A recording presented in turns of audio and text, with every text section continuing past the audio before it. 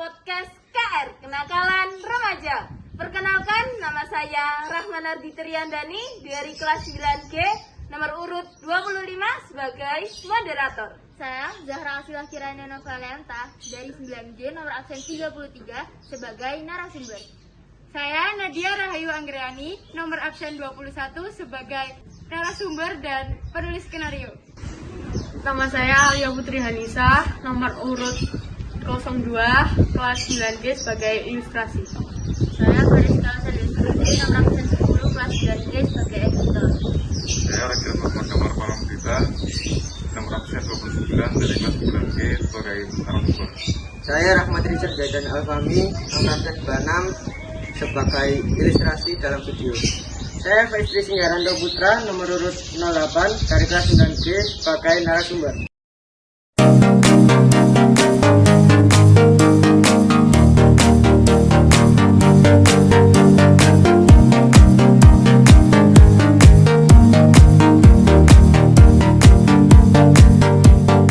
A few moments later. Someone who wasn't getting over you. When I move to the side, when I move, call you mine, and I know what you feel. Assalamualaikum warahmatullahi wabarakatuh. Halo semua, selamat datang di podcast KR Kenakalan Remaja.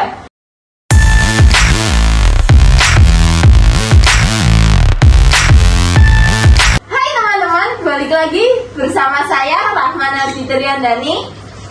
Kalian tahu gak sih akhir-akhir ini ada yang lagi viral, banyak banget loh remaja yang menggunakan narkoba. Waduh, remaja zaman sekarang memang agak sulit ya. Nah, pas banget nih bisa kita jadikan untuk topik pembahasan pada podcast kali ini. Dan hari ini saya kedatangan para narasumber yang super duper spesial. Sosok anak muda yang sangat inspiratif dan juga multi talenta untuk kita wawancarai di hari ini. Langsung saja kita sambut Kak Zahra dari Fakultas Kesehatan. Needed someone who wasn't getting over you. When I move to the side, when I move, call you mine, and I know. Halo semua, halo Kak, apa kabar nih Kak? Alhamdulillah baik, alhamdulillah ya. Langsung saja kita sambut narasumber kita yang kedua. Ada Kak Damar dari Fakultas Hukum. There when I needed someone who wasn't getting over you. When I move to the side, when I move, call you mine, and I know. Halo Kak. Halo, Apa kabar? alhamdulillah baik. Nah, untuk narasumber kita yang terakhir kira-kira siapa ya teman-teman? Penasaran nggak nih? Pasti penasaran kan? Ya udah, daripada menunggu lama-lama, langsung saja kita panggil Kak Faiz dari Fakultas Pendidikan. I was there when I needed someone who wasn't getting over you. When I move to the side, when I move, call you mine, and I know. Halo teman-teman, Halo, gimana nih Kak kabarnya? alhamdulillah baik. Alhamdulillah baik semua ya kakak-kakak. Selamat datang di podcast KR. Terima kasih untuk Kak Zahra, Kak Damar, dan juga Kak Faiz telah menyempatkan waktunya untuk datang di podcast kali ini. Iya, sama-sama Kak. Oke, pada podcast kali ini kita akan membahas yang lagi viral nih Kak. Membahas tentang kenakalan remaja, khususnya para pengguna narkoba. Nah, menurut Kakak narkoba itu apa sih Kak? Oke, menurut saya narkoba adalah singkatan dari narkotika, psikotropika, dan juga zat terlarang. Nah, untuk jenis-jenis narkoba itu ada apa saja sih Kak? Jenis-jenis narkoba ada morfin, heroin, nikotin. Kemudian ada juga kafein, kemoral, dan sabu. Ada kokain, opiat, dan ganja. Nah, oke, ternyata banyak sekali ya jenis-jenis narkoba yang ada di negara kita. Nah, untuk kasus narkoba di negara kita ini semakin hari bukannya semakin berkurang, justru malah semakin meningkat. Contohnya pada cuplikan berikut. Dalam operasi premanisme yang dilakukan tim Sancang Polres Garut, polisi berhasil mengamankan sebanyak 16 orang yang kepergok sedang bertransaksi obat-obatan terlarang. Dari jumlah tersebut, terdiri dari remaja pengangguran juga berstatus sebagai pelajar SMP dan SMA.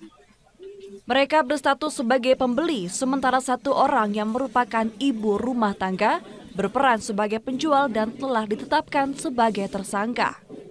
Tak hanya mengamankan belasan remaja saja, polisi pun berhasil menyita sebanyak 1.200 lebih butir obat-obatan terlarang seperti jenis tramadol dan obat terlarang lainnya, uang hasil penjualan, sejumlah handphone, juga minuman keras beragam merek.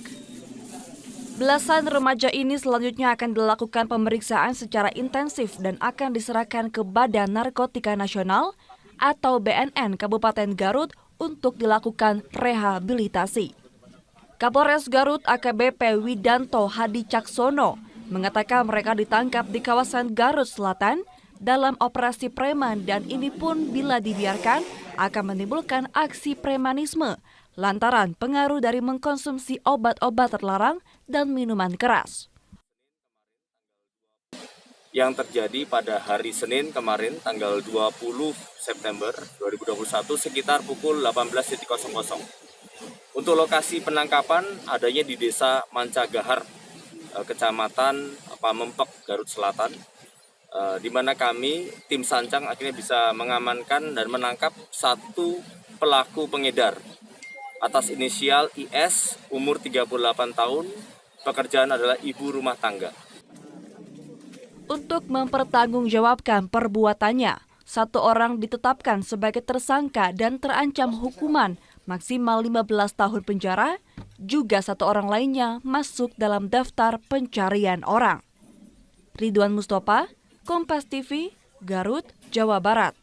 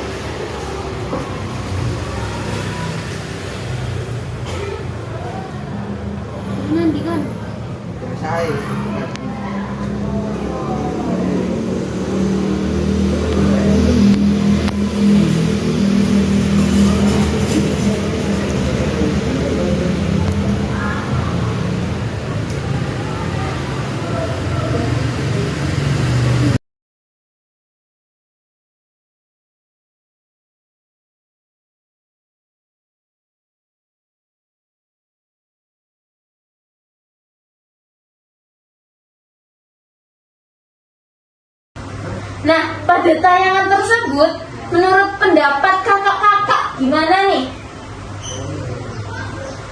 Sangat disayangkan sekali remaja pada masa ini sudah melakukan tindakan yang tidak terpuji. Iya, benar sekali. Karena tindakan tersebut melanggar hukum negara dan menimbulkan dampak negatif pada norma masyarakat. Nah, dari segi hukumnya nih, bisa lebih dijelaskan lebih rinci oleh Kak Damar dari Fakultas Hukum? Nah, dalam Undang-Undang Narkotika, Undang-Undang Nomor 22 Tahun 1997 menanam, memelihara, mempunyai dalam persediaan, memiliki, menyimpan, atau menguasai narkotika dalam bentuk tanaman. Pasal 80 memproduksi, mengolah, mengekstraksi, mengkonversi, merakit, atau menyediakan narkotika.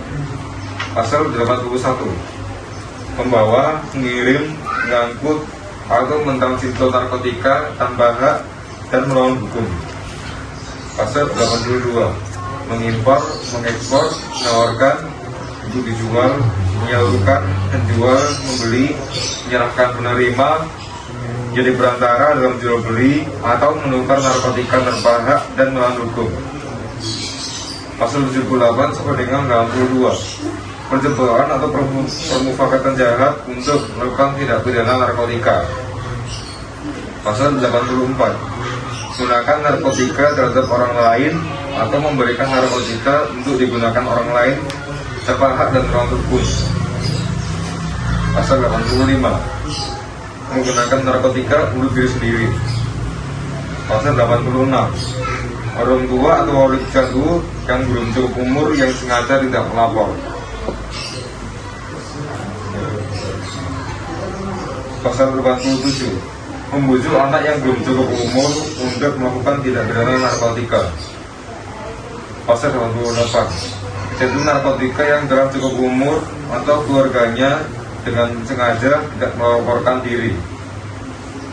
Dan pasal 89 pengurus pabrik obat yang tidak melaksanakan kewajiban menurut pasal 41 dan 42 yaitu tidak mencantumkan label pada kemasan narkotika dan mempublikasikan narkotika di luar media cetak ilmiah, program atau farmasi.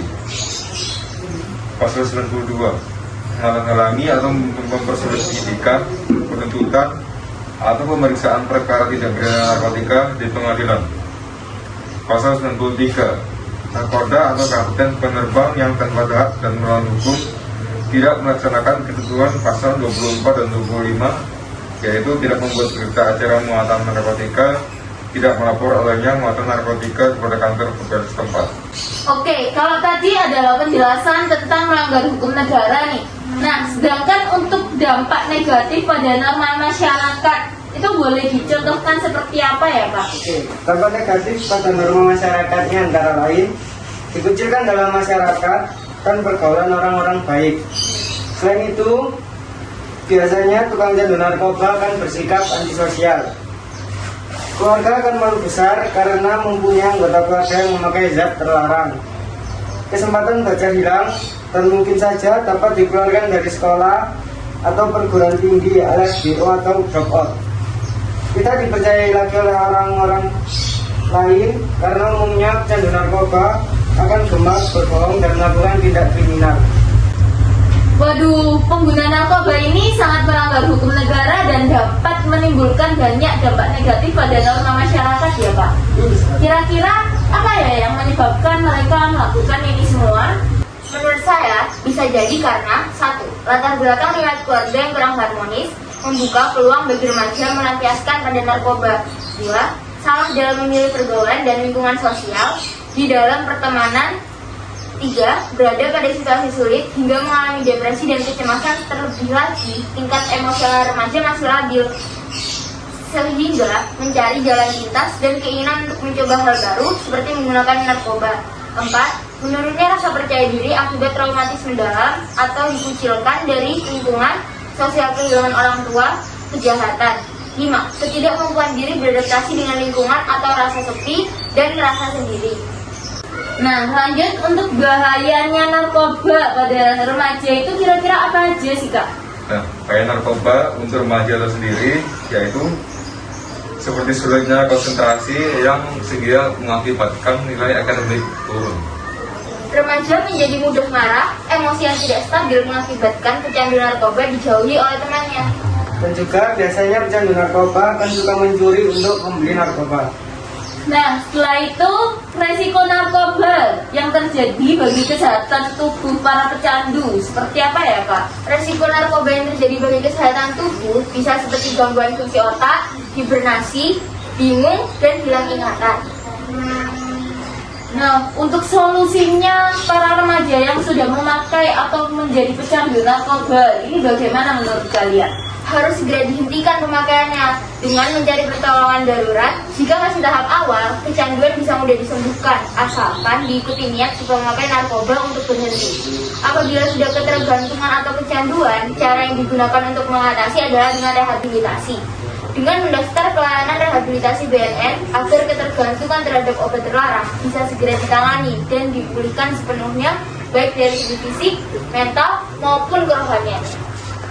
Nah, penonton, setelah kita mendatangkan beberapa narasumber yang sangat hebat dan dapat memotivasi kita seperti Kak Zahra, Kak Damar, dan juga Kak Faiz, kita ada tambahan satu lagi nih dalam kesempatan podcast kali ini, yaitu ada perwakilan remaja dari sisi pelajar SMP. Waduh, siapa tuh? Penasaran kan? Langsung saja kita sambut Dek Nadia. Wasn't getting over you. When I move to the side, when I move, call you mine, and I know what you feel. Halo semuanya. Halo, gimana nih kabarnya? Alhamdulillah baik. Alhamdulillah. Gimana sekolahnya? Pusing gara-gara tugas atau lancar-lancar aja nih? Alhamdulillah lancar-lancar aja. Oke, pada kesempatan kali ini kami ingin meminta pendapat nih dari Dek Nadia secara pribadi sebagai sisi pelajar SMP. Waduh, apa tuh? Nah, oke, seru nih. Menurut kamu penyebaran narkoba di kalangan remaja seperti apa? Menurut saya pribadi, masih banyak remaja-remaja ini yang terjerumus ke dalam narkoba. Rata-rata mereka menggunakan narkoba itu di lingkungan sekolah, di saat jam-jam kosong. Tapi kadang juga di jam-jam pelajaran, sehingga mereka membolos pelajaran itu. Tetap mungkin karena memang sudah menyandu narkoba, sudah asik dengan dunianya itu sendiri, sehingga mereka tidak bisa mengikuti pelajaran sekolah itu dengan baik. Oke, seperti itu ternyata. Nah, kalau misal nih kamu melihat teman, sahabat, atau kerabat dekat kamu lagi memakai narkoba, kira-kira apa sih yang kamu lakuin? Wah, kalau masih di lingkungan sekolah ya Kak, saya akan melapor ke guru. Tetapi kalau sudah di luar lingkungan sekolah nih, saya akan menjauhinya. Nah, masalah menjauhi nih, kenapa kamu kok mau menjauhinya? Karena saya takut terjerumus juga gitu loh Kak. Saya takut kecanduan juga. Oh, takut kebawa buruk-buruknya nih? Iya, betul sekali. Nah, oke. Kalau menurut Dek Nadia sendiri, penyebab mereka menggunakan narkoba? Kalau penyebabnya itu bisa jadi karena sekolah itu kan banyak banget tugasnya kan Kak? Iya, apalagi lagi kelas 9 kan? Iya, jadi mereka stres, akhirnya melampiaskannya semuanya itu ke narkoba. Terus bisa juga karena sekolah itu tugas-tugasnya harus di print, terus di rumah itu nggak ada print-printan. Kalau di luar itu mahal dan belum tentu uang itu pasti ada. Akhirnya mereka juga melampiaskannya semua itu ke narkoba. Tetapi juga kadang bisa juga teman-temannya itu mengajak gitu. Jadi ayo sini ikut pakai narkoba supaya tidak stres gitu. Terus habis itu narkoba itu keren loh gitu. Terus akhirnya yang temen yang diajak ini, oh iya keren ya, akhirnya ikut memakai narkoba itu. Oke, jadi kesimpulannya ini pelajar menggunakan narkoba ini gara-gara stres pelajaran atau bisa juga dari lingkungan ya, Dek Nadia? Ya bisa juga dari lingkungan pertemanan itu tadi ya Kak. Soalnya kalau diajak kan kadang kan kita semakin penasaran juga gitu kan, apalagi narkoba itu keren loh, jadi akhirnya mencoba gitu. Jadi bahan keren-kerenan. Nah, untuk kakak-kakaknya nih, menurut pendapat kakak Faiz dulu nih dari pendidikan. Karena dari sisi pendidikan, saya bisa mengungkapkan bahwa narkoba bukan sebuah hal untuk keren-kerenan, tetapi narkoba sendiri itu dapat merusak kehidupan awal seorang pelajar. Dan mindset tersebut harus bisa dihilangkan dari pemikiran para pelajar di seluruh Indonesia untuk kedepannya bisa menjadi lebih baik lagi. Nah, oke, aku mau kritik sebentar nih. Mindset yang harus diubah. Nah, itu maksud mindsetnya itu seperti apa, Kak Faiz? Mindsetnya yang harus diubah yaitu jangan cukup menghindari saja, tetapi harus menghilangkan pemikiran bahwa narkoba itu keren atau narkoba itu asik. Oh, seperti itu nih, teman-teman dari sisi pendidikan. Langsung kita lanjut ke Kak Zahra nih. Dari sisi kesehatan, gimana nih Kak Zahra? Dari segi kesehatan sendiri, narkoba juga sangat berbahaya dikarenakan mengandung beberapa zat yang dapat merusak kesehatan yang ada di dalam tubuh dan dapat merusak mindset generasi selanjutnya. Dan jangan sampai penggunaan narkoba diwajarkan oleh masyarakat seperti halnya rokok. Nah, intinya itu jangan sampai narkoba disamakan seperti rokok zaman sekarang lah, diwajarkan. Seperti pengguna rokok zaman sekarang kan sangat diwajarkan sekali, oh rokok biasa. Jangan sampai narkoba menjadi seperti itu ya. Oke, kita lanjut ke pendapat Kak Damar nih sebagai jurusan hukum. Gimana nih Kak Damar? Nah, seperti topik awal yang dikatakan Bi Nadia tadi, mindset tersebut harus dihilangkan dan jangan cuma dihindarkan. Dikarenakan narkoba sendiri sangat ilegal di Indonesia dari sudut pandang hukum, dikarenakan beberapa dampak negatif lebih banyak daripada dampak positifnya. Dan ditakutkan seorang pecandu narkoba akan menyepelekan kondisi tersebut yang nantinya menjadikan penyebaran narkoba di Indonesia sendiri akan semakin meluas. Nah, oke. Pertanyaan dari Dek Nadia ini tadi sangat seru sekali, bukan? Nah, Dek Nadia nih mungkin ada yang mau ditanyakan lagi ke kakak-kakaknya. Jelas ada dong untuk kakak-kakak yang di sini nih. Siap menjawab tidak? Berkait di sini jenis narkoba yang sering digunakan di kalangan remaja itu apa aja Kak? Jenis narkoba yang sering digunakan oleh kalangan remaja antara lain heroin, morfin, Ada juga ganja dan kokain, Pepidin dan juga sabu. Gimana, Dek Nadia? Iya, terima kasih Kak.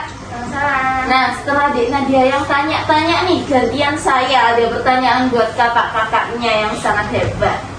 Kenapa sih remaja menjadi sasaran utama bagi pengedar narkoba? Karena para remaja ini sangat mudah terpengaruhi oleh pergaulan bebas. Nah, remaja juga mudah untuk dibujuk. karena semakin dilarang, remaja semakin penasaran dan akan mencobanya. Bener banget itu Kak, emang remaja itu kalau gampang Dipengaruhi ya remaja zaman sekarang ya. Iya, aduh. Astagfirullahaladzim. Wah, maka dari itu kita harus bisa nih lebih memilih teman-teman yang baik ya guys. Jadi buat penonton harus lebih hati-hati untuk memilih teman dan pergaulannya. Jangan sampai kita para generasi muda mencoba memakai narkoba dan malah terjerumus dan menjadi pecandu selanjutnya.